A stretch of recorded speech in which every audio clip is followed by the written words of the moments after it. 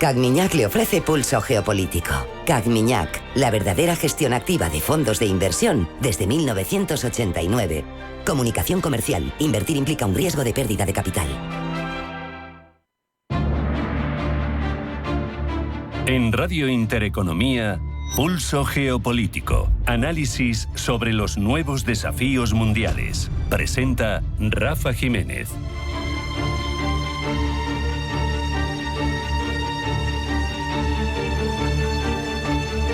Bienvenidos a Pulso Geopolítico. La suspensión o la postergación, al menos, de ese encuentro previsto entre Vladimir Putin y Donald Trump en Budapest no es un imprevisto irrelevante. Es un punto complejo que nos permite ver el momento crítico y lo inviable ahora mismo de afrontar con garantías y con visos de futuro un proceso de paz en el conflicto de Ucrania. Se perfilaba como una cumbre no oficial, pero de gran peso simbólico, estratégico. Se suponía que Donald Trump iba a presionar a Vladimir Putin para que se encaminara hacia un fin del conflicto armado, emulando de alguna manera lo que ha sucedido en Gaza. Pero es evidente que las líneas rojas que tiene este conflicto ahora mismo sobre la mesa son tremendamente paralizantes. Además, son excluyentes, al menos las partes no admiten ninguno, Ucrania y Rusia me refiero, lo que plantea el otro. Por lo tanto, tampoco tenía mucho sentido, como ha dicho Trump, realizar la reunión. Eso sí, Víctor Orbán sigue en Budapest preparándola y el número 2 de Exteriores ruso, Ryabkov, no ve obstáculos para que se celebre el encuentro. Pero es evidente que hacen falta 2 para una reunión y Trump dice que no está para perder el tiempo. El momento también era verdaderamente relevante porque la fase de escalada que se vive ahora mismo en el conflicto, con ataques cada vez y cada día más masivos, más graves, donde no solo se utilizan drones, donde se utilizan misiles, donde la cantidad, lo grosero del global del ataque es cada vez de una mayor masa crítica y demuestra que pone más carne en el asador Vladimir Putin para consolidar sus logros en territorio ucraniano, demuestra que lo que quiere ahora mismo no es sentarse a negociar. El premier ruso quiere, eso sí, y por eso golpea cada vez con más fuerza, que si se congela el conflicto de una manera o de otra, recordemos, es lo que propone Donald Trump, sea en un punto en el que sus ganancias territoriales sean evidentes, donde haya una victoria y donde, como ha pedido reiteradamente, Lugansk, Donetsk pasen a ser propiedad de facto o de jure del imperio ruso. Al final, la meta del Kremlin es conseguir la irreversibilidad para esas consecuciones, para esos logros en el campo de batalla, que se garantice una neutralidad forzada de Ucrania, que no se permita que entre en la OTAN. Quiere garantizar esas líneas rojas que viene proclamando desde hace tiempo, desde que en febrero del 22 comenzara esta guerra. Por otro lado, hay síntomas como esa retirada de un apoyo en principio oficioso, ya saben, el de la entrega de los Tomahawk, que parecía que iba a ser factible y sin embargo se echó para atrás Estados Unidos, lo que demuestra una vulnerabilidad crítica para el régimen ucraniano. Volodymyr Zelensky sigue insistiendo en una resistencia total, pero no parece que tenga mucho eco ni en la otra parte ni en el que quiere mediar. Eso sí, tanto Ucrania como los aliados europeos, que hay que reconocerlo, en este caso pintan poco, hablan de total retirada de las tropas rusas, de vuelta a las fronteras originales, pero no le hacen ascos a sentarse a negociar sobre las fronteras como elemento inicial actuales, algo que es verdaderamente peligroso porque en sí mismo ya constituye una concesión. El caso es que el abismo entre las líneas rojas y los planteamientos previos de Moscú y de Kiev hasta ahora se demuestra como insalvable. Putin ve la negociación como una legitimación de su ataque, de su agresión en el 22. Y además Ucrania lo que ve ahora mismo es evitar la destrucción total si se atiene a negociar, pero los términos de negociación que impone la otra parte son inadmisibles, pero es que los que impone el mediador tampoco son admisibles por parte de Kiev. Trump, por lo tanto, juega la baza de presionar a Kiev para intentar contentar a todos. Quiere poner fin a la guerra en 24 horas, como proclamó durante su campaña. Quiere desescalar el conflicto y el hecho es que aceptar las demandas territoriales rusas puede servir para que esa parte esté contenta con el inicio de las negociaciones, pero se consigue con esa concesión una negativa en redondo de la parte débil. Otra cuestión es que la cesión del Donbass y la congelación de las líneas de combate es una ruptura radical con los planteamientos que ha mantenido hasta ahora toda la Unión Europea, que es en gran parte también un gran financiador de la defensa de Ucrania, pero que no tiene capacidad de imponer esa otra postura, como sí parece que está siendo capaz Donald Trump de ir condicionando unas cesiones que no le gustan a esas dos partes, pero que parecen necesarias para que Putin transija. En cualquier caso, al final, la reorientación estratégica de Trump lo hace constituirse en una suerte de prescriptor de la derrota, no de mediador, sino de psicólogo que conviene y que intenta conseguir y convencer a Zelensky de que es mejor eso que aceptar una derrota total que, según ha dicho, se produciría si se terminara el apoyo que está prestando ahora mismo Estados Unidos. Sabemos que la línea roja de cesión de territorio inaceptable para Kiev es algo que se puede vulnerar en una guerra de desgaste, de cansancio, en la que Putin parece haber apostado todas sus bazas. Sabe que la operación Relámpago, el Blitzkrieg, que intentó en febrero del 22, no consiguió nada, no fue ni mucho menos como sucedió en Georgia o como sucedió con Osetia en épocas pasadas, pero es que era un país del tamaño, es mayor que Francia, más de 600.000 kilómetros cuadrados, de 40 millones de habitantes, y demostró escasa capacidad Rusia para controlarla en unos pocos días. Y bien es cierto que ha tenido la ayuda tanto de Estados Unidos como de la Unión Europea, pero ahora mismo al final habrá que desescalar, habrá que ver si la salida a futuro es una suerte de paralelo como el que se vivió en Corea, que sigue viniendo desde 1953, pero en cualquier caso ambas partes tienen que concienciarse que no van a conseguir sus objetivos al máximo y que habrá que terminar la guerra un día u otro. Mientras siguen las líneas rojas y siguen paralizando las negociaciones de paz y generando muerte en ese territorio. Vamos a hacer un alto en el camino. A la vuelta vamos con la información geopolítica más destacada, primero en forma de titulares que elabora Blanca del Tronco. No se vayan, sigue Pulso Geopolítico.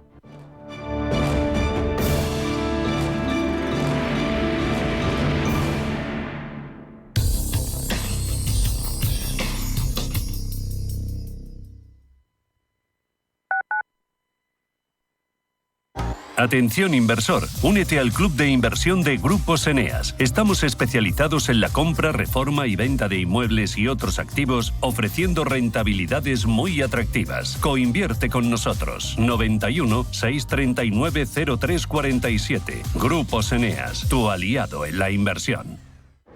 ¿Con cuántas personas te cruzas cada día? En nuestro país, 1 de cada 4 vive en riesgo de pobreza o exclusión social. Una realidad que no siempre es visible. La de más de 12 millones de personas que hacen tu mismo trayecto, que se sientan a tu lado. En la Fundación La Caixa, acompañamos a quienes más lo necesitan, para que nadie viaje solo. Entra en quenadieviajesolo.org. Hazlo visible. Fundación La Caixa. Esta Navidad, el mejor plan está en el centro de Madrid. En Inhala Hotel Garden te ofrecemos los mejores espacios para celebrar tus comidas y cenas de empresa, amigos o familia. Variedad de propuestas de menús y distintos ambientes, como una espectacular terraza con vistas a un jardín colgante único. Consulta todas las opciones y reserva ya tu fecha en www.inhalahotel.com. Son jóvenes. No todos. Tienen talento. Sin duda. Tienen visión, liderazgo. ¿Y son audaces? Son emprendedores que vieron una oportunidad y crearon su empresa. Empresarios que crean empleo, generan negocio, atraen inversión y hacen marca España. Empresarios que desfilan por Empresas con Identidad. Cada lunes a las 11 de la mañana en Capital Intereconomía. Cierre de mercados es como el punto en la I. un programa que deja las cosas en su sitio. Hola, te habla Javier García Viviani. A las 3 de la tarde comenzamos a cierre de mercados en Radio Intereconomía, la mejor manera de estar informado de toda la actualidad económica. Di que nos escuchas.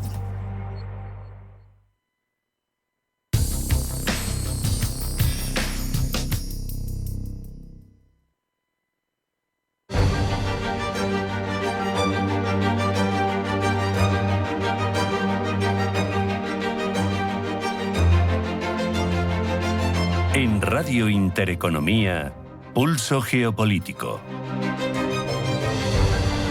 Vamos ya con la información relevante de la jornada. Primero en titulares, que elabora Blanca del Tronco. Blanca, bienvenida, buenas tardes. Buenas tardes. J. Devant se muestra optimista sobre la tregua en Gaza. Optimismo que ha mostrado tras reunirse en Jerusalén con el primer ministro israelí Benjamín Netanyahu. Eso sí, el vicepresidente de Estados Unidos ha reconocido que queda mucho trabajo por hacer y ha insistido en que Washington no desplegará tropas sobre el terreno en Gaza. Rusia lanza un ataque masivo sobre Ucrania. Ataque con drones y misiles que ha alcanzado una vez más infraestructuras energéticas ucranianas y que ha tenido lugar horas después de que se cancelara la anunciada cumbre entre los presidentes rusos Vladimir Putin y de Estados Unidos Donald Trump. El presidente de Estados Unidos, por cierto, se reúne hoy con el secretario general de la OTAN, Mark Rutte. El Museo del Louvre ha reabierto hoy sus puertas. La apertura, sin embargo, no es completa, ya que la galería de Apolo, donde se produjo el robo, permanecerá cerrada un tiempo. El gobierno francés ha mostrado su plena confianza en la capacidad del más de un centenar de investigadores que trabajan en este momento para recuperar las 8 joyas robadas, cuyo valor estimado es de 88 millones de euros. 2 periodistas de Bielorrusia y Georgia, premio Sájarov a la libertad de conciencia. Premio que otorga anualmente el Parlamento Europeo en reconocimiento a una contribución excepcional en el área de los derechos humanos. El cierre del gobierno federal en Estados Unidos entra en su 22º día. Y esto hace que Trump tenga en su haber los 2 cierres parciales más largos de la administración federal. Hoy se cumplen 22 días de cierre, solo por detrás del que sucedió en su primer mandato, y entra en una fase delicada, ya que la falta de acuerdo entre republicanos y demócratas apunta a que los funcionarios que permanecen operativos no podrán cobrar su próxima nómina. Comienza el estado de emergencia en Lima. Estado de emergencia de 30 días decretado por el gobierno de Perú con el objetivo de combatir a la criminalidad, una medida que supone la suspensión de derechos fundamentales en un momento de convulsión social y manifestaciones. Y en Europa, Keir Starmer preside una cumbre sobre los Balcanes. El primer ministro británico preside la cumbre de los Balcanes occidentales con la participación de varios líderes europeos e instituciones de la Unión Europea, y que estará centrada en reforzar la cooperación frente a la inmigración irregular y estrechar los lazos económicos, políticos y de seguridad.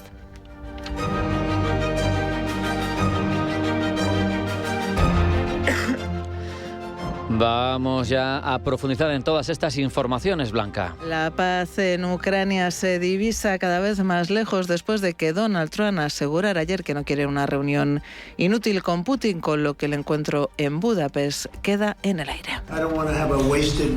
No quiero tener una reunión inútil, no quiero perder el tiempo, así que veré qué pasa, pero hicimos todos estos grandes acuerdos de paz. Todos ellos son acuerdos de paz, acuerdos sólidos, todos ellos excepto este. Y dije, id a la línea de batalla, a las líneas del campo de batalla y retroceded y volved a casa y todo el mundo tómese un descanso, porque hay 2 países que se están matando entre sí. 2 países están perdiendo entre 5.000 y 7.000 soldados a la semana. Así que ya veremos qué pasa, no hemos tomado ninguna decisión. Desde Rusia contestan a Trump y aseguran que nadie quiere perder el tiempo y que una reunión entre ambos líderes debe ser bien preparada. Lo cierto es que los acontecimientos se han precipitado después de la conversación telefónica mantenida el lunes entre el ministro de Exteriores ruso, Sergei Lavrov, y el secretario de Estado de Estados Unidos, Marco Rubio. Tras ella, Lavrov descartó un alto el fuego y rechazó de esta forma la demanda de Donald Trump de que ambos ejércitos cesaran inmediatamente los combates, llamamiento respaldado por Ucrania y la Unión Europea. A pesar de que Trump y Putin no se verán las caras, por lo menos en un futuro inmediato, el primer ministro húngaro, Viktor Orbán, asegura que su país está trabajando en la organización de la reunión entre ambos líderes. Gustavo de Aristegui, diplomático. Lo va a tener muy complicado porque, como venimos diciendo desde hace ya 8 meses, Putin tenía muy claro que no podía o no debía ceder ante las presiones internacionales para declarar un alto el fuego antes de enero del 26. Es un informe que salió en varios medios internacionales y que fue revelado también en los medios españoles, y por eso mismo está haciendo lo imposible para mantener el pulso de la guerra y mantener también las conquistas. Mientras, y sobre el terreno, Zelensky ha denunciado que 6 personas, incluidos 2 niños, han muerto y 17 han resultado heridos en un ataque ruso masivo contra varias regiones ucranianas, incluida Kiev. Según el presidente ucraniano, los ataques rusos han tenido como objetivo la infraestructura energética de Ucrania, pero también los edificios residenciales del país. Para Zelensky, estos ataques demuestran que Moscú no tiene intención de poner fin a la guerra. Y de una paz que aún no se divisa a otra, la de Gaza, cada vez más frágil. Y para cuidarle y para cerciorarse de que los acuerdos se cumplen, la diplomacia estadounidense está trabajando a destajo. Rubén Gil. Tras recibir en el día de hoy al vicepresidente estadounidense, el primer ministro israelí Benjamin Netanyahu recibirá mañana al secretario de Estado de Estados Unidos, Marco Rubio. El viaje se centrará principalmente en mantener el alto el fuego en la Franja de Gaza y en la plena implementación del plan de paz del presidente Trump. Este viaje de Rubio tiene lugar después de que hoy Netanyahu se haya visto con el vicepresidente J.D. Vance, quien se ha mostrado optimista respecto a la tregua en Gaza, aunque ha reconocido, eso sí, que queda mucho trabajo por hacer. Eso no significa que no nos importe lo que sucede aquí, pero en realidad vemos esto como una oportunidad para avanzar sobre los acuerdos de Abraham. Creo que este acuerdo sobre Gaza es fundamental para desbloquear los acuerdos de Abraham, pero lo que sí podría permitir es una estructura de alianza en Oriente Medio que persevere, que perdure y que permita a la gente buena de esta región del mundo tomar la iniciativa y tomar las riendas de su propio territorio. Eso beneficia a Estados Unidos y creo que también beneficia a Israel. Vance ha insistido además en que Washington no desplegará tropas sobre el terreno en Gaza. El primer ministro israelí, por su parte, ha asegurado que su país no es un protectorado de Estados Unidos. Tel Aviv y Washington, dice, tienen una asociación, una alianza de socios que comparten valores comunes y objetivos comunes. Hemos logrado 2 cosas: apuñalar a Hamás, ese fue el esfuerzo militar guiado por Israel, y el otro esfuerzo fue aislar a Hamás en el mundo árabe y musulmán, lo cual creo que el presidente hizo brillantemente con su equipo, así que esas 2 cosas produjeron los rehenes. Nadie creía que los liberaríamos. Y todo ello en un momento en el que la tregua en Gaza es cada vez más frágil. Desde la entrada en vigor, al menos 87 palestinos han muerto en incidentes con tropas israelíes. 2 soldados israelíes también han fallecido en el sur de Gaza. Hamás, por su parte, ha devuelto los últimos 2 días cuerpos de los 3 rehenes israelíes, mientras que Israel ha entregado a Gaza los restos de 15 prisioneros palestinos. Aún quedan 13 cuerpos de rehenes por recuperar. Donald Trump parece decidido a aumentar su influencia sobre Latinoamérica, el que para muchos es el patio trasero de Estados Unidos. Fue un escenario geopolítico clave durante la Guerra Fría con Washington, tratando de imponer su modelo económico a toda costa. Ahora, después de más de 30 años, la injerencia estadounidense sigue presente con Trump. Podemos ver cómo la Casa Blanca ha iniciado una lucha sin precedentes contra el narcotráfico, que coincide justamente con países de inclinación socialista. Por eso nos preguntamos, ¿es esto una mera casualidad? ¿A por quién va Donald Trump? ¿A por la izquierda latinoamericana o a por los cárteles? Pablo Llanone. De primeras podríamos pensar que su único objetivo son los cárteles, tal y como ha asegurado en varias ocasiones. A todos los matones terroristas que trafican drogas venenosas a los Estados Unidos de América, les advertimos que los eliminaremos. Esto es lo que haremos, no tenemos otra opción. Nada más llegar al poder, Donald Trump fue contra México.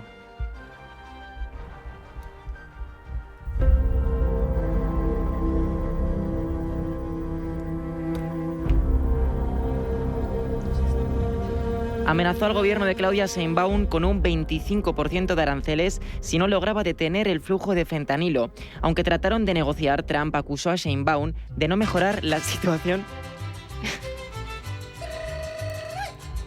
Y llevan meses de conversaciones sin llegar a un consenso. Hace 90 días, Sheinbaum declaraba lo siguiente: tenemos una mesa de trabajo y esperamos llegar a un acuerdo. Ese es el planteamiento. Ahí vienen también temas relacionados con el fentanilo y la seguridad. En ese caso también ya hay avanzado un acuerdo siempre en el marco de respeto a nuestra soberanía. Soberanía, una palabra cargada de significado en la combativa actitud de Trump contra países vinculados al narcotráfico. Los bombardeos estadounidenses a lanchas presuntamente vinculadas al narcotráfico venezolano han llevado las relaciones bilaterales entre Washington y Caracas a su peor momento. Tras conocerse hace apenas una semana que había agentes de la CIA dentro de Venezuela, Nicolás Maduro advirtió de un posible golpe de Estado, acudiendo a la memoria histórica del continente latinoamericano. No a los golpes de Estado dados por la CIA, que nos recuerda tanto a los 30.000 desaparecidos por la CIA en los golpes de Estado contra Argentina, al golpe de Estado de Pinochet y los 5.000 jóvenes asesinados y desaparecidos. ¿Hasta cuándo golpes de Estado en la CIA? América Latina no los quiere, no los necesita. Antecedentes no faltan, por lo que no sería un dislate pensar en otro golpe de Estado o al menos en un intento de injerencia. Gustavo Petro, el presidente de Colombia, quien también está en el punto de mira de la Casa Blanca por su vínculo con el narcotráfico, ha insistido en esta narrativa. Se ha referido a Trump como un genocida y ha asegurado que el presidente estadounidense no intervendrá ni en Venezuela ni en Colombia. Como les importamos un rábano, los tratamos con grosería y calumnia, porque nos tienen que obedecer. Dijo Trump, Colombia está fuera de control. Pues claro que está fuera de control de él. En una democracia un gobierno está bajo control del pueblo, no de Trump. No es rey en Colombia. Aquí no aceptamos reyes, punto. La injerencia física quizá no sea la fórmula, pero la económica sí. Tanto para bien como para mal, Trump ha empleado desde el comienzo de su mandato el dinero como herramienta de poder. Contra Brasil ha sido de lo más evidente, después de que impusiese un 50% de aranceles contra el gigante iberoamericano. Roda baiana, levanta poeira de no pé. Esse rei é viradouro, acredite se quiser. Aquí nos salimos del narcotráfico y encontramos una razón distinta de la tensión bilateral. La alineación de Lula da Silva con los BRICS y la persecución judicial contra Jair Bolsonaro. Trump trató de deslegitimar el proceso penal, acusando a Silva de socavar la democracia. Posteriormente, el presidente brasileño le dio a su homólogo estadounidense su propia medicina. Veja o comportamento dele, é comportamento muito ruim para a democracia. O presidente Trump ele tem negado tudo aquilo que é habitualmente conhecido. Le acusó de atacar a las instituciones democráticas en referencia a esa injerencia en el caso de Bolsonaro, aprovechando su poder arancelario. De momento ya hemos comprobado que no es el narcotráfico lo único que desagrada a Trump de los países de izquierda. Este hecho no tendría tanta repercusión si no fuese por la lógica del contraste. Con los países de gobierno de derechas parece llevarse la mar de bien.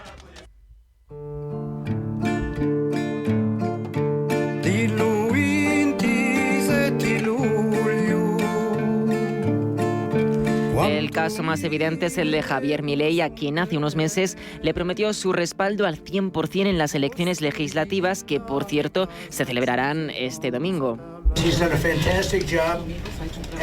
Él ha hecho un trabajo fantástico y estoy haciendo algo que no suelo hacer. Estoy dando un apoyo total para respaldar una carrera presidencial que se aproxima y estoy seguro de que le irá bien.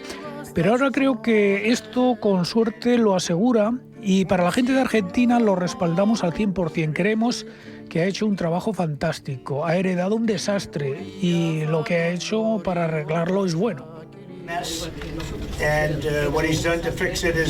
Tomando cuenta de esta promesa, Milei no dudó cuando, endeudado con el Fondo Monetario Internacional, acudió a Nueva York para, aprovechando la Asamblea General de las Naciones Unidas, pedirle a su colega estadounidense una línea de intercambio de monedas por $20.000 millones para ayudar a estabilizar la economía argentina. En paralelo, la Casa Blanca ya ha puesto el foco en Bolivia, donde después de décadas ha habido un giro a la derecha con la victoria de Rodrigo Paz. El nuevo presidente boliviano ya ha conversado con el subsecretario de Estado norteamericano y ha señalado que el país boliviano se prepara para renovar las relaciones con Washington. Esta mejora de vínculos también se ha visto reflejada con Ecuador, país que, igual que Colombia o Venezuela, está atravesado por el narcotráfico. Sin embargo, la diferencia en el trato ha sido muy diferente desde que el derechista Daniel Noboa se comprometió a luchar firmemente contra el narcotráfico y colaborar con Washington. Trump, conforme a esto, ha hecho de Noboa un fuerte aliado, dibujando así un claro contraste en el trato del problema del narcotráfico en función de la ideología del del gobierno en cuestión. Asimismo, con Brasil, como hemos visto, los motivos del enfrentamiento son otros, que siendo razonables no deberían afectar a Washington del mismo modo que el narcotráfico, por lo que su doctrina injerencista pide justificación si es que en algún momento la tuvo. Por tanto, con esta breve revisión podríamos apuntar a que efectivamente Trump está llevando a cabo una política discriminatoria en su trato con gobiernos latinoamericanos con fines ideológicos.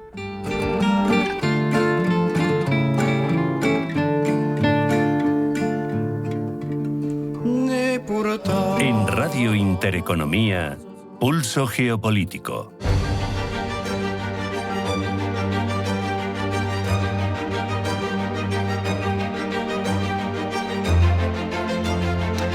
Seguimos con Pablo Iannone porque es quien se encarga de elaborar en cada uno de nuestros programas ese repaso de cabeceras internacionales en el que queremos comprobar cómo según país y según medio hay distintos sesgos a la hora de contarnos la información geopolítica.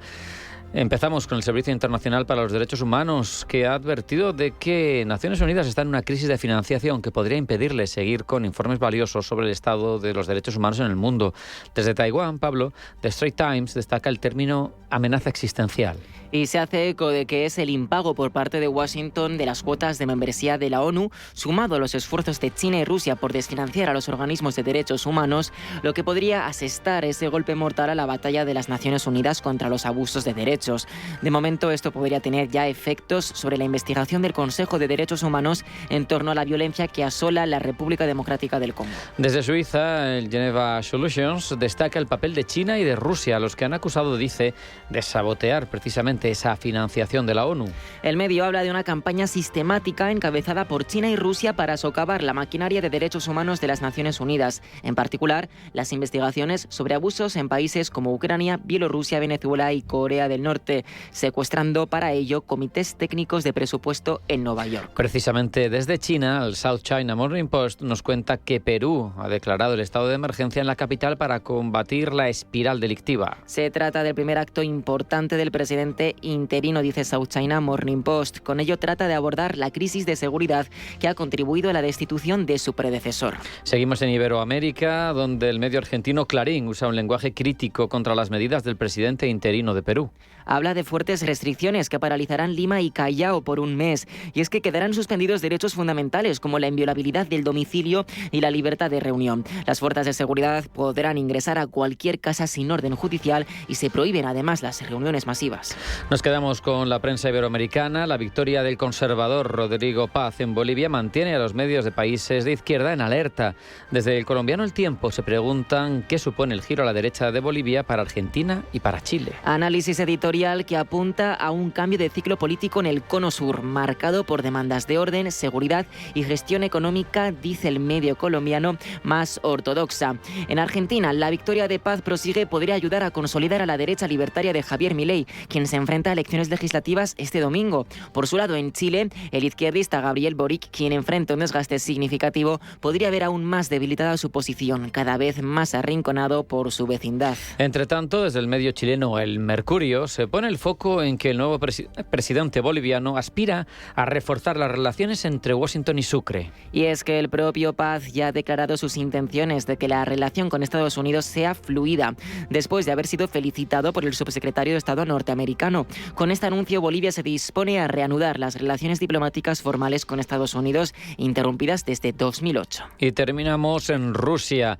Allí, Russia Today se suma a los medios iberoamericanos y trata de influir en ese conato de relaciones entre Rodrigo Paz y Donald Trump. El medio ruso se hace eco de declaraciones del presidente boliviano saliente, Luis Arce, quien a 3 semanas del traspaso de mando del próximo 8 de noviembre ha sido crítico con la gestión de la inmigración por parte de la administración Trump. Leo textualmente sus palabras. Nosotros tenemos miles de bolivianos que están trabajando en Estados Unidos y son gente, dice, muy trabajadora y muy responsable. Por lo tanto, nos parece una incongruencia cómo están tratando de sacar a todos los bolivianos que han vivido y que viven en Estados Unidos, que han hecho, concluye, crecer ese país.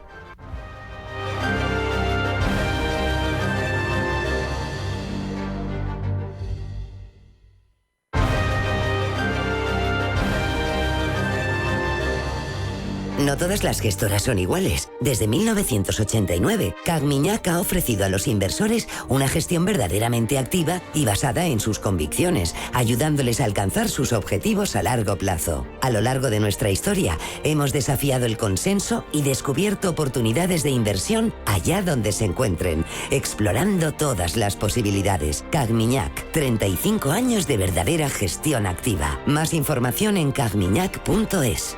Comunicación comercial. Invertir implica un riesgo de pérdida de capital. Con la llegada del otoño, tu cuerpo necesita más defensas. Judas Plus de Sol Naturaleza es el aliado natural que combina vitaminas, minerales y extractos como el hongo ostra para reforzar tu sistema inmune, aumentar tu vitalidad y protegerte en los meses de frío. No esperes a caer enfermo. Cuídate desde dentro con Judas Plus. Pregunta en Sol Naturaleza. Llama al 91 31 31 409 o entra en solnaturaleza.es. Vuelve Accountex España, la feria de referencia para despachos profesionales y gestión empresarial regresa a IFEMA Madrid los próximos 5 y 6 de noviembre. Más de 160 empresas líderes mostrarán las últimas tendencias y avances tecnológicos junto a un programa de más de 90 conferencias del más alto nivel. Consigue ya tu entrada gratuita en accountexespana.es y vívelo en directo. Si te gusta el séptimo arte, Vivir de Cine es tu programa. Dirigido y producido desde Hollywood por José Ignacio Cuenca y presentado por María Ayer. Toda la actualidad del cine, estrenos, festivales y críticas, sin olvidar los clásicos. Los viernes a las 12 de la noche, Vivir de Cine, en Radio Intereconomía.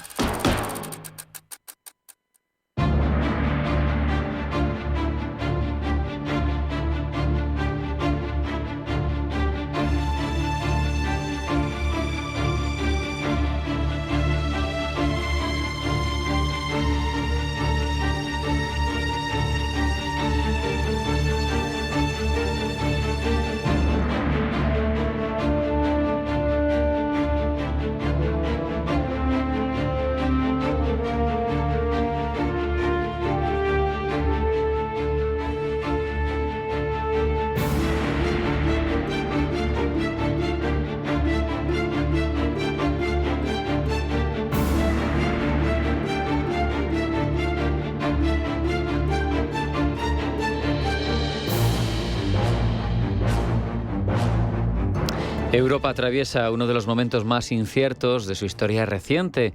La desconfianza hacia Bruselas y lo que representa crece. Los populismos avanzan. Líderes como Víctor Orbán, aunque no solo, hablan abiertamente de una Unión Europea en desintegración. Y nos preguntamos si estamos ante el principio del fin del proyecto europeo o ante una nueva oportunidad para reinventarlo. Queremos saber en qué punto nos encontramos y entender algo mejor esta situación. Lo analizamos con Manuel José Gazápola Pallese, doctor en Relaciones Internacionales y director institucional de Universiae. Manuel José, bienvenido, buenas tardes. Muy buenas tardes, un placer estar de nuevo con ustedes. Manuel, surgen voces que hablan de una Europa atrapada en su propio laberinto, debilitada, burocrática, con fractura social. Yo te pregunto qué factores son, en tu opinión, más decisivos para este proceso. ¿Que hay una desigualdad clara entre los socios, que hay crisis de liderazgo o que al final la identidad política común no está tan clara y hay una cierta pérdida en ese campo? Pues yo creo que es una pregunta pertinente que no solo os la planteáis vosotros ahora aquí, en Pulso Geopolítico, sino también se lo plantea mucha gente a nivel empresarios, a nivel de gente de la calle, en definitiva los europeos, porque es que esos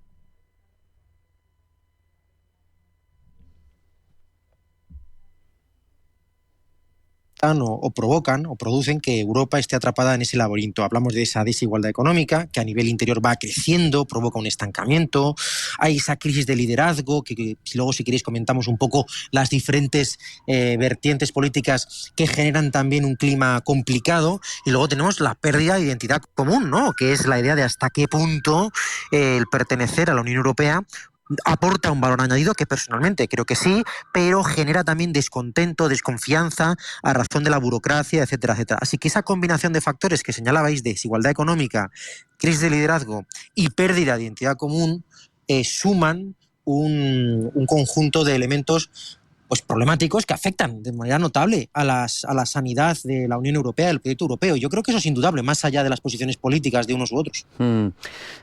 ¿Hasta qué punto el auge de nacionalismos? Bueno, tenemos muchos donde elegir, desde Le Pen a Wilders, de Meloni a la AfD alemana, el propio Orbán, Fico, ¿son síntoma de un agotamiento del proyecto integrador tradicional europeo o son la causa de que vivamos en una ola de escepticismo entre los socios? Pues son consecuencia y causa al mismo tiempo. Son, igual que hablábamos antes de si esa crisis de liderazgo, si esa identidad o esa desigualdad económica, ¿qué factor era más decisivo? Yo creo que es el sumatorio. En este caso, hablando de sumatorios, esos nacionalismos son síntoma de que hay un desgaste, de que la gente siente malestar, que la gente no siente que desde hace muchos años ya, y ha ido increciendo, ¿no? Como el ciudadano europeo, ya sea del norte, del Mediterráneo, del este o del oeste, no nota que sus preocupaciones se dialoguen, ocupen los puntos principales de ese schedule, de ese orden del día en inglés que diríamos en Bruselas, por lo tanto se genera, bueno, pues ese malestar, pero simultáneamente ese malestar alimenta a esas corrientes que a su vez, valga la redundancia, esos nacionalismos, bueno, pues no son nada positivos porque también fomentan, insuflan pues unas derechas nacionalistas muy incómodas, unos pensamientos más de la izquierda derecha antisistema que debilitan la integración de la Unión Europea. Así que en definitiva esos nacionalismos son síntoma pero también causa de la fractura a nivel además de la fractura, quizás del avance de esa integración europea. Y a esto, además, tenemos que sumar un factor exógeno. Tenemos un Donald Trump que alienta la división europea, que apoya a los gobiernos críticos con Bruselas. Por otro lado, es lógico para sus propios intereses, ¿no? Porque es más fácil para Estados Unidos tratar con 27 pequeños que con un bloque más fuerte, ¿no? ¿Hasta qué punto el regreso de Trump a la Casa Blanca puede acelerar esta desintegración del proyecto europeo?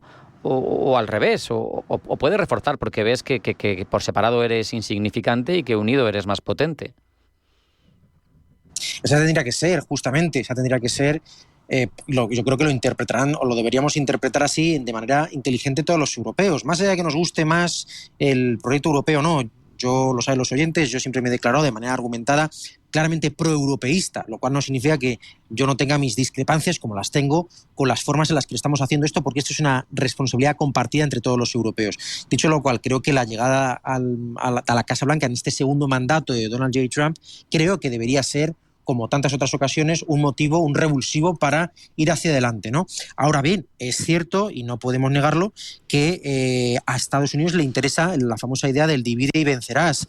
La Unión Europea es un gigante económico, un gigante muy potente, es un gigante con capacidad de influencia, desde el punto de vista de la economía, recordemos que aporta un tremendo valor añadido, a nivel de exportaciones e importaciones es inmensa, por lo tanto no podemos, y también el mercado de la Unión Europea, más de 500 millones de habitantes, a Estados Unidos le interesa dividirlo, porque como tú bien planteabas en la pregunta, es mucho más fácil tener réditos para su política económica interior si consigue dividir nuestras voluntades que si tiene que dialogar o competir contra un gigante. Por lo tanto, está en nuestra mano. Pero, por cierto, llevamos desde enero con esto y estamos ahora en octubre. No he visto una reacción, o al menos yo soy muy miope o no lo he sabido entender o escuchar, no he visto una reacción sólida, verdaderamente tangible sobre el papel, más allá de unas reacciones airadas de unos o de otros, von der Leyen, aquellos, no sé, creo que es la falta de reacción la ha notado Putin en sus ámbitos, no me quiero meter en ese tema todavía, pero también la ha notado Donald Trump y eso evidentemente lo están aprovechando tanto unos como otros. Al final muchos se quejan de que la Unión Europea regula, da la sensación de que es un gigante normativo, que se preocupa de que las directivas se transpongan, pero que el poder político escasea.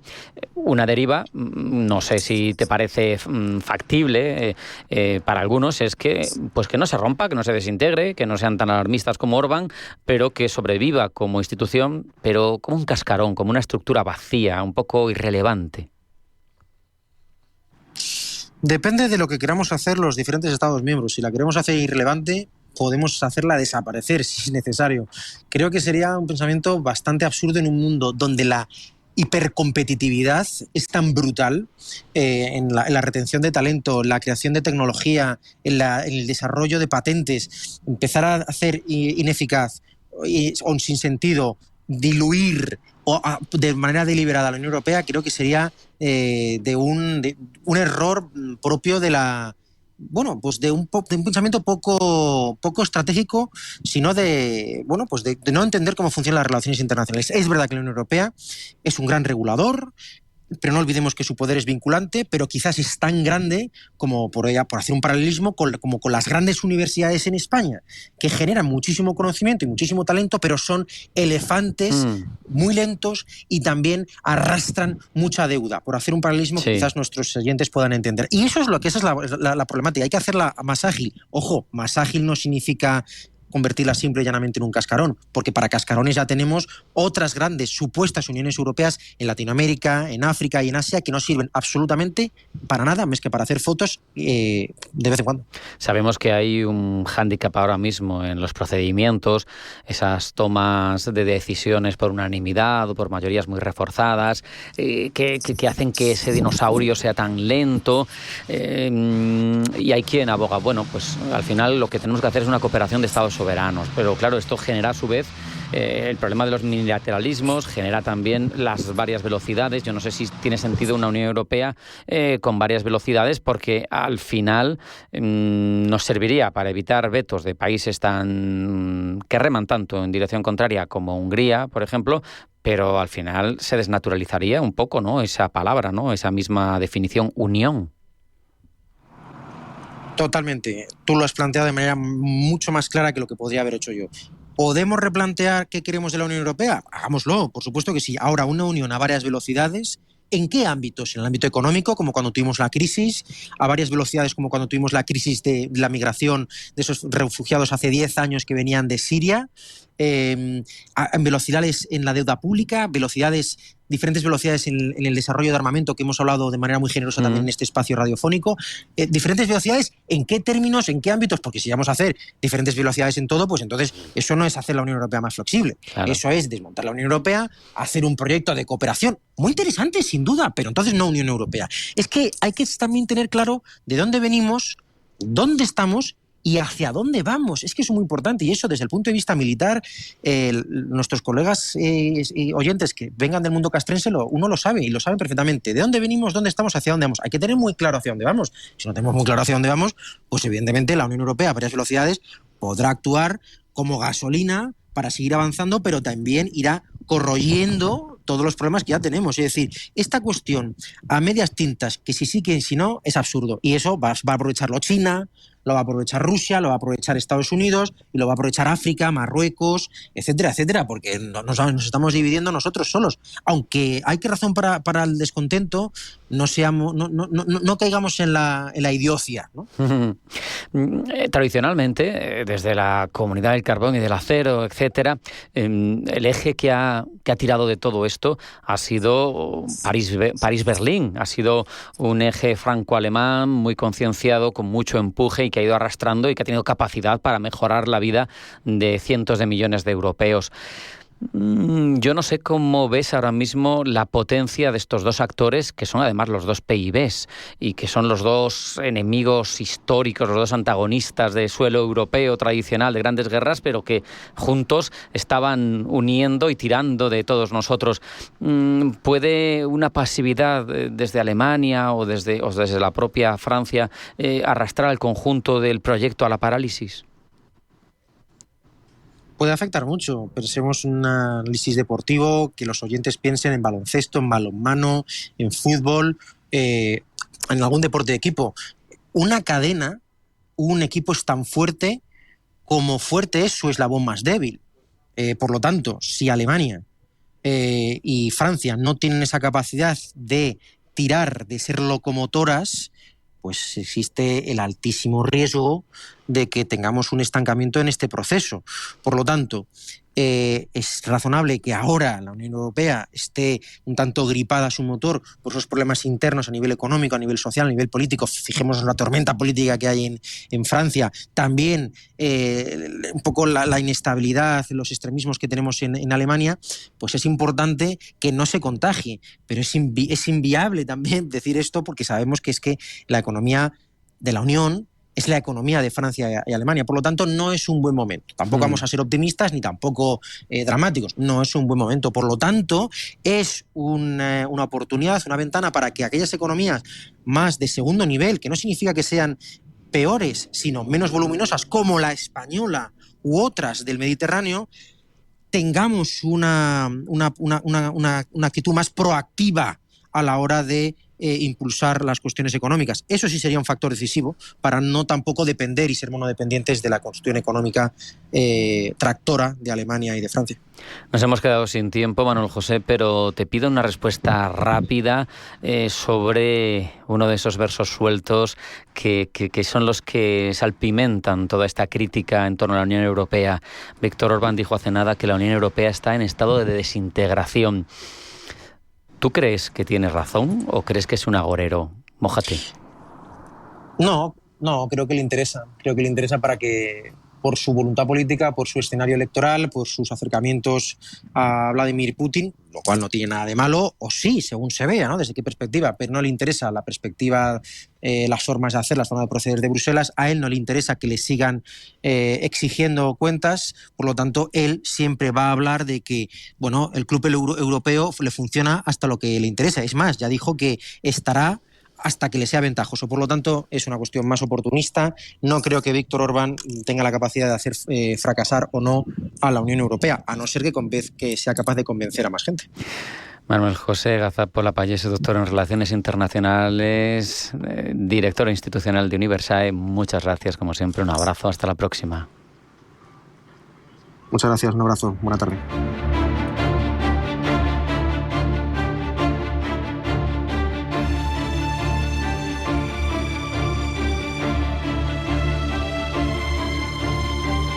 Ahora nos vamos a África, en concreto a Madagascar, porque lo que comenzó como protestas masivas de la generación Z se ha terminado transformando en un terremoto político. El presidente Andry Rajoelina abandonando el poder, una unidad de élite militar tomando el control del país, y por eso analizamos con Reginaldo Menene, profesor de Relaciones Internacionales de la Universidad Francisco de Vitoria, especialista en África, no solo el cambio de régimen, sino los desafíos que afronta la isla y el contexto geopolítico de esa zona en África. Reginaldo, bienvenido, buenas tardes. Muy buenas tardes y muchas gracias por la invitación. ¿Cuáles son, en tu opinión, los factores estructurales, económicos, sociales o políticos que condujeron a esas protestas de la generación Z en Madagascar y que han condicionado todo este terremoto político? Es verdad que el análisis exige fundamentalmente una óptica multifactorial. De todas formas, podríamos destacar que desde la propia independencia de Madagascar, de los años 60, no ha habido una consolidación a nivel de las instituciones políticas y de la mano de ello no ha habido una estructuración muy severa y seria con respecto a lo que es la articulación de su economía. Todo ese sistema provoca que a la mínima que los desajustes políticos generan un malestar económico y por ello un agravamiento de la crisis de los hogares, entonces veremos que las protestas y manifestaciones pasan a la palestra, como hemos visto desde el año 2002, 2009 y ahora 2025, donde unas marchas de la población, a veces se suman los militares, acaban con los gobiernos. El principal factor podría ser económico, pero esta economía también hay que leerla desde el punto de vista de la demografía. Por ejemplo, si nosotros cogemos Madagascar desde el año 15, vemos que los últimos 10 años, del 15 al 25, Madagascar ha pasado, si los datos de Naciones Unidas son correctos, de 22 millones de habitantes a 32 millones aproximadamente de habitantes. Estamos hablando en ese sentido de un aumento de casi 40% de la población.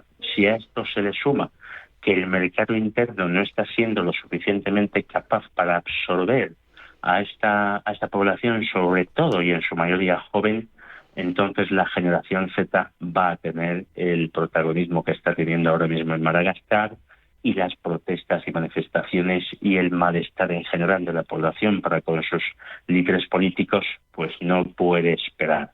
La economía es importante para entender lo que pasa en Madagascar, pero también, insisto, lo es el propio crecimiento demográfico. Y también merece la pena leer todo esto desde el contexto geopolítico internacional, donde la propia debilidad del gran garante de Madagascar, que es Francia, su debilidad interna, también provoca que este tipo de movimientos, pues en uno de sus aliados fieles de África, de los pocos que le quedan, pues podamos vivir lo que estamos teniendo en Madagascar.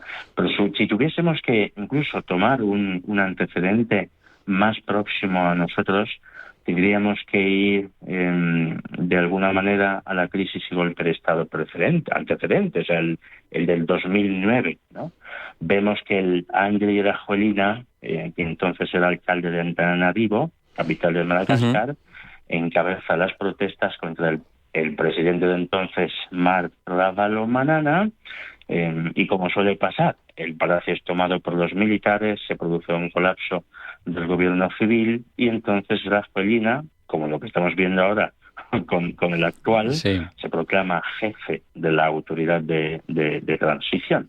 Y esto pues genera en la población largas esperas, porque tarda mucho en convocar las elecciones, el periodo de transición se alarga en el tiempo y esta inseguridad, si a esto le sumamos las críticas y protestas por parte de la Unión Africana y de la propia Comunidad de Desarrollo de África Austral, además de la ONU, pues hay que meterle el tema de los recortes del apoyo financiero. Y esto genera una crisis potente en un país que ya es de por sí vulnerable. Esto poco a poco va a ir minando la legitimidad de este gobierno, va a ir minando también la propia legitimidad de las instituciones y con ello pues crece mucho el descontento de la población y se repite entonces el patrón de las protestas y golpes de Estado en Madagascar, que es una protesta masiva, una quiebra militar, fractura militar consistente en que unas unidades específicas se niegan a reprimir a la población y luego la promesa de fundación. La promesa de fundación del que lideró el golpe de Estado en 2009, que es el Rajoelina, pues no han funcionado, ha sido más bien una estafa. Y ahora pues hemos llegado a una nueva situación en la que con esos cortes de luz, que son el motivo declarado, esos cortes de agua, que son el motivo declarado, pero sin embargo el fondo es mucho más complejo, pues va a dar lugar a que el descontento vaya apuntando hacia otros factores del Estado, como la corrupción, como incluso el enriquecimiento de la cúpula militar, como la represión de la sociedad civil, y es un poco lo que nos ha llevado a la situación actual. Pero lo curioso de todo es que se repite el patrón. Muchos hacen referencia a que la generación Z está tomando mucho protagonismo con respecto a esto que estamos viviendo en Madagascar, incluso estableciendo un parangón con otras situaciones similares de la generación Z en Nepal, en Bangladesh, incluso dentro de África nos suenan en Kenia, en Tanzania, nos suena en Nigeria y también Marruecos, pero sin embargo, desde mi punto de vista, la lectura de Madagascar exige un punto particular, y este punto es que las manifestaciones populares, las manifestaciones de la sociedad civil, las protestas de la generación Z, en cierto sentido, no exigen necesariamente un golpe de Estado, no apuntan necesariamente un golpe de Estado. Entonces, lo que piden, lo que exigen es un golpe de efecto. Pero cuando pasamos de esta pretensión de golpe de efecto de la generación Z en Madagascar a golpe de Estado liderado por una cúpula militar, entonces acabamos de tergiversar, acabamos de profanar la pretensión inicial de la generación Z. La cúpula militar se aprovecha del contexto para volver a repetir la enésima versión del patrón de los golpes de Estado en Madagascar. Y en cierto modo la generación Z no está viendo, desde mi punto de vista, igual es prematuro, cumplidas sus exigencias. ¿Por qué? Porque una de las cosas que ellos proclaman o reclaman tendría que ver con mayor protagonismo de la sociedad civil en las estructuras de poder del Estado. Dicho de otra manera, que la cúpula militar tienda la mano, que se haga de alguna manera con respecto al poder de las instituciones un poco al lado. Pero a partir del momento en que ellos aprovechan la situación de la generación Z y dirigen el golpe de Estado contra Rajoelina, entonces acabamos de acabamos de poner de lado, a esta pretensión, a esta generación Z, a estos jóvenes malgaches que están exigiendo una mejora de la situación económica, de la social, de la política. Y es más, la generación Z en Madagascar hubiese tenido mucho mayor éxito si la cúpula militar actual hubiese convocado o propuesto unas elecciones después de 60 días. Para alargar la transición, los 24 meses, estamos viviendo la enésima versión de las transiciones en el cinturón de los golpes de Estado en África, Mali, Burkina Faso, Níger, Guinea, o incluso en Gabón, en Chad, es la misma película. En cierta manera, no es una buena noticia para la juventud africana, porque es verdad que hay una gran expectativa con respecto a esta población joven, porque la exigencia de la generación Z, si partimos de las 4 IES que les caracterizan, ¿no?, siguiendo las investigaciones de Juan Subirats de la Universidad Autónoma de Barcelona o de Antonio García Jiménez de la Rey Juan Carlos, la generación Z es irreverente, impaciente, inmediatez, incertidumbre, que no sienten ninguna deuda con el pasado, si tendríamos que leer a esta generación desde el terreno político, que viven el presente, que entienden que las generaciones anteriores les han dejado un problemón y se sienten víctimas, pero no responsables de ello, que no se casan con las grandes marcas políticas, pero que toda esta circunstancia, decía yo, que parecía buena noticia con respecto a la juventud en el contexto africano, porque pone en tela de juicio el esquema de pensamiento tradicional con respecto al poder en esos pueblos de África subsahariana, fundamentalmente, si se me permite la generalización. Porque este esquema de pensamiento africano tradicional tiene que ver con la generación del silencio, tiene que ver con líderes fuertes, tienen que ver con cúpulas militares, tienen que ver con el mando de uno mismo, tiene que ver con gobiernos y regímenes personalistas. Y tiene que ver con militantes. Yo recuerdo, por ejemplo, en países como Gabón, Guinea y Camerún, se utiliza mucho la palabra militantes del partido tal, el del poder.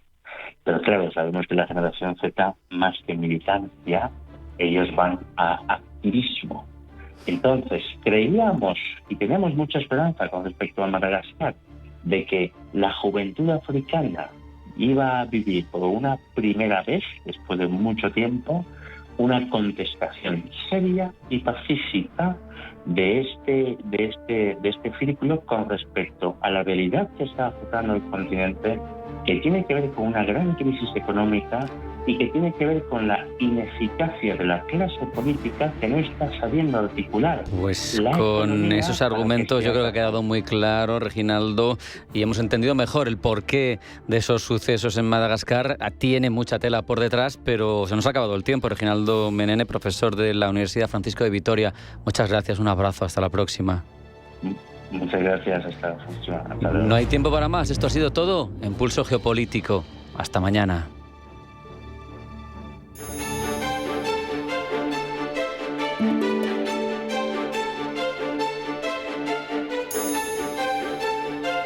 En Radio Intereconomía, Pulso Geopolítico. Cagmiñac le ha ofrecido Pulso Geopolítico. Cagmiñac, la verdadera gestión activa de fondos de inversión desde 1989. Comunicación comercial. Invertir implica un riesgo de pérdida de capital. Lo de viajar estando jubilado sale bastante bien, pero si luego vas a Roma todo es carísimo. Más los souvenirs para mis hijos, mis nietos... Pero aún estás así, que no llegas a tu boda. Ay, vale. Si te preocupas demasiado por el futuro, te pierdes el presente. Deja que los planes de pensiones de Mafre se ocupen de tu futuro. En el momento de la verdad, ¿a quién elegirías? Mafre, tu referente en planificación financiera. Te dijeron que invertir era solo para ricos. Te mintieron. En Gold Waves Group, con $30.000 puedes empezar a moverte globalmente, con estrategia, con visión, con Gold Waves Group. ¿Vas a seguir viendo cómo otros ganan? Invierte con Gold Waves Group. Agenda tu consultoría gratuita en goldwavesgroup.com. Este puente de diciembre vive la magia navideña en Praga desde solo 890 € todo incluido con Soltour. Tu escapada perfecta a Europa te espera con vuelo directo desde Valladolid el 5 de diciembre. Calles iluminadas y mercadillos de ensueño. Reserva ya en tu agencia de viajes más cercana. Si eres emprendedor, profesional o empresario y quieres estar al día en los temas que afectan a tu empresa, Cultura Emprende es tu programa. De la mano de Alejandra Rompedrique, Víctor Delgado y Ángel Calvo Mañas, conocerás las experiencias de otros empresarios y estarás al día en marketing, formación, tecnología, fiscalidad, eventos y más. Los viernes de 6 a 7 de la tarde en Radio Intereconomía.